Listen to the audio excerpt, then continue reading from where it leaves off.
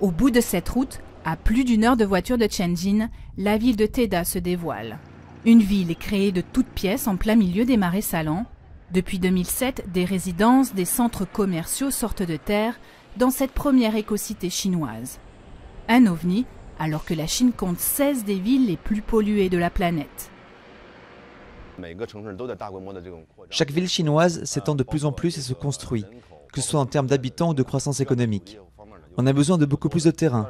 Or, en même temps, la population est nombreuse et les ressources sont plus faibles.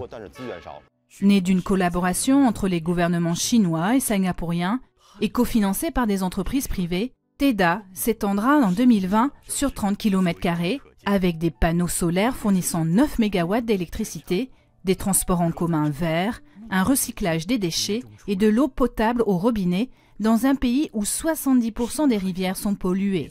Et le moindre geste au quotidien reflète cet esprit vert. Voici donc le collecteur de déchets sous vide. Le service de gestion des immeubles trie les déchets en amont, puis les apporte dans ces machines, qui vont ensuite acheminer par des tuyaux souterrains les ordures vers la centrale de traitement.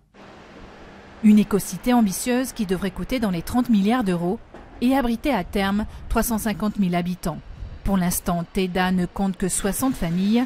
La ville n'a pas encore d'école ou d'hôpital, mais cela ne décourage pas les pionniers de l'écocité. Xie Kai s'est installé ici il y a 4 mois avec sa femme et son bébé.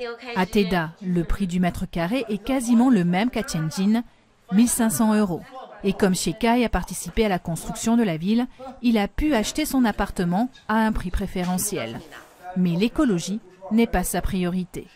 L'éducation et le transport sont 2 points forts ici. On est près de Pékin qui est à 100 km seulement. Et puis Tianjin est une grande ville autonome administrative où il y a une bonne offre en matière d'éducation. Une attitude qui n'est encore que celle de nombreux Chinois, pour qui l'écologie reste une préoccupation de riches. Mais face à la pollution qui empoisonne la Chine, les écocités réussiront peut-être à s'imposer comme les villes de l'avenir.